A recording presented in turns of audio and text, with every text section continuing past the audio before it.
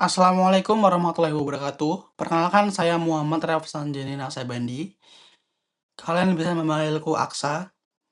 NIM saya A152025032229.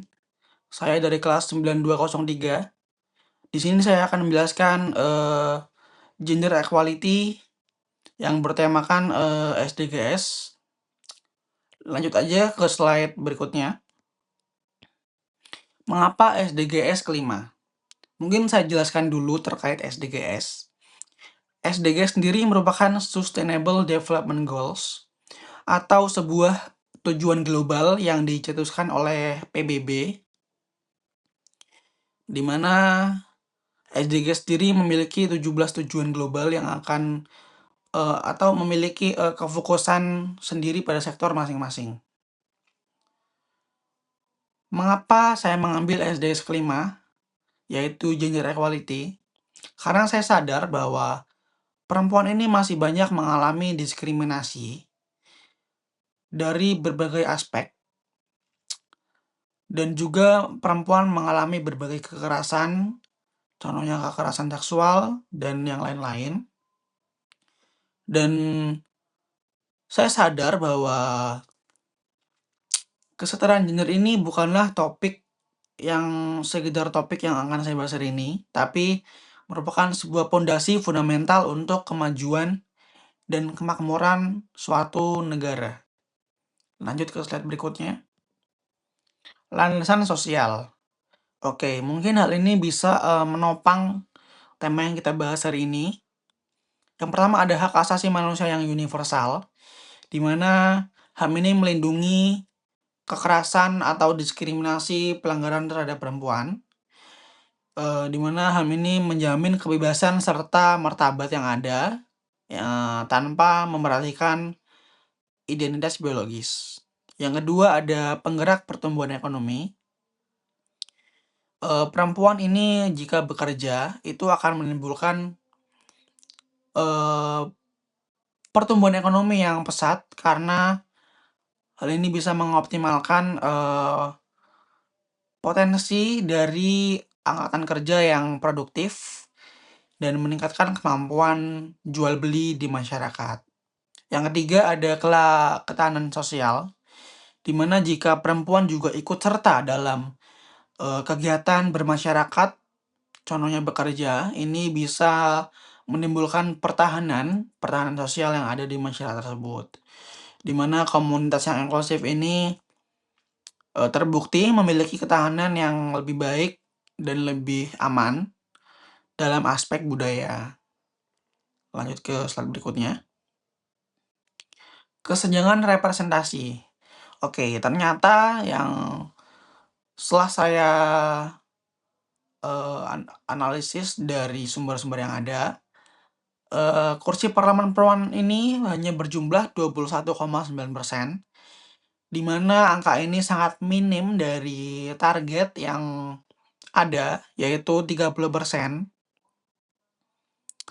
Kurangnya keterwakilan dalam pembuatan keputusan dalam pemerintahan atau legislatif ini kurang berpihak pada perlindungan perempuan dan anak.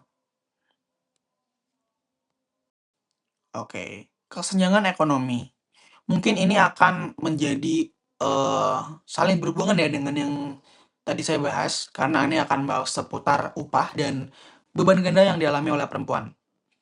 Perempuan ini terus menghadapi hambatan struktural yang menghalangi mereka untuk menduduki posisi senior di sektor swasta khususnya. Dan ini akan menimbulkan banyak berbagai kekurangan atau keterhalangan penggerakan di masyarakat. Dan waktu yang dihabiskan oleh perempuan untuk melakukan tugas domestik yang tak terbayar itu, contohnya ada seperti mengurus anak, mengurus keluarga, dan lain-lain. Ini membatasi kemampuan mereka untuk berkarir dan meraih kesejahteraan yang mandiri. Karena setelah yang saya bahas tadi itu merupakan sebuah beban ganda yang dialami oleh perempuan, di mana mereka menghadapi banyak sekali rintangan dan beban yang sangat berat bagi mereka. Lanjut ke slide berikutnya. Oke, selanjutnya ada langkah nyata. Mungkin ini bisa mengatasi dampak-dampak yang saya bahas tadi. Yang pertama ada edukasi merata. Bisa dilakukan menyediakan akses untuk beasiswa. Terus ada menyediakan pelatihan keahlian digital. Dan program kepemimpinan yang ditujukan bagi perempuan-perempuan muda di Indonesia. Yang kedua, ada kebijakan yang adil. Mendorong perusahaan untuk menerapkan keterbukaan terkait gaji dan cuti melahirkan untuk perempuan secara cukup. Dan lingkungan kerja yang bebas dari kekerasan seksual atau pelecehan. Yang ketiga, ada penugasan dalam berkeluarga. Mungkin bisa dilakukan pembagian tugas dalam keluarga, misalnya seperti suami mengantar anak saat berangkat bekerja, terus perempuan memasak dan menyelesaikan tugas-tugas domestik dalam rumah tangga, terus bisa dilanjutkan bekerja, dan berbagai tugas yang lainnya.